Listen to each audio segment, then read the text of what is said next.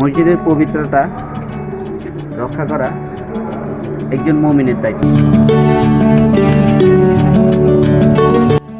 আসসালামু আলাইকুম, আমি আছি আপনাদের সাথে জুবায়ের। মসজিদ সংক্রান্ত তথ্য এবং উপাত্ত নিয়ে ভিডিও করি। আজকে আছি আমি গজারিয়া খালগড়া জামে মসজিদের প্রাঙ্গণে। আমি আপনাদেরকে দেখাবো গজারিয়া খালগড়া জামে মসজিদের ইতিহাস, ঐতিহ্য, সকল তথ্য। ইসলামে একটি কথা আছে, মসজিদের পবিত্রতা রক্ষা করা একজন মুমিনের দায়িত্ব।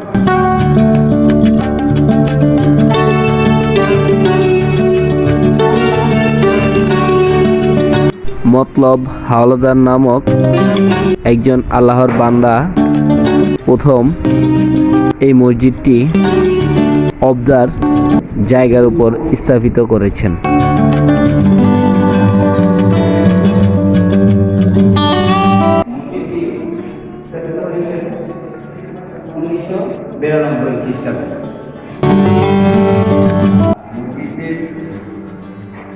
মুসল্লির ধারণ ক্ষমতা প্রায় 350 জন।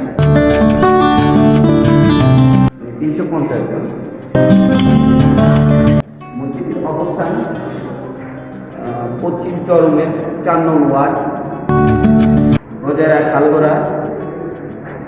যে বেরিটা আছে এই বেরিটার পাশেই, বাজারটার পাশেই মসজিদের অবস্থান।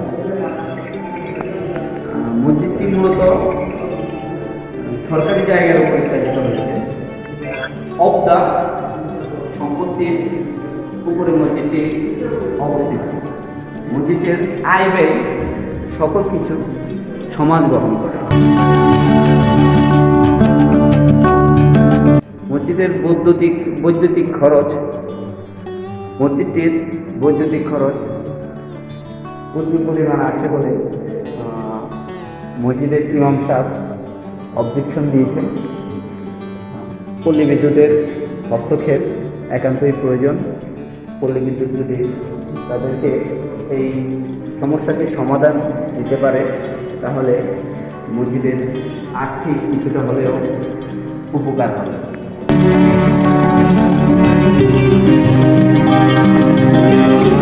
দেখতে পাচ্ছি মসজিদের কারুকার্যটা সমাজের লোকেরা আলহামদুলিল্লাহ ভালোই করছে। আল্লাহ তাআলার ঘর চেষ্টা করতেছে আস্তে আস্তে উন্নত করার জন্য। সম্ভব যতটুকু হয় ততটুকু আস্তে আস্তে করবেন।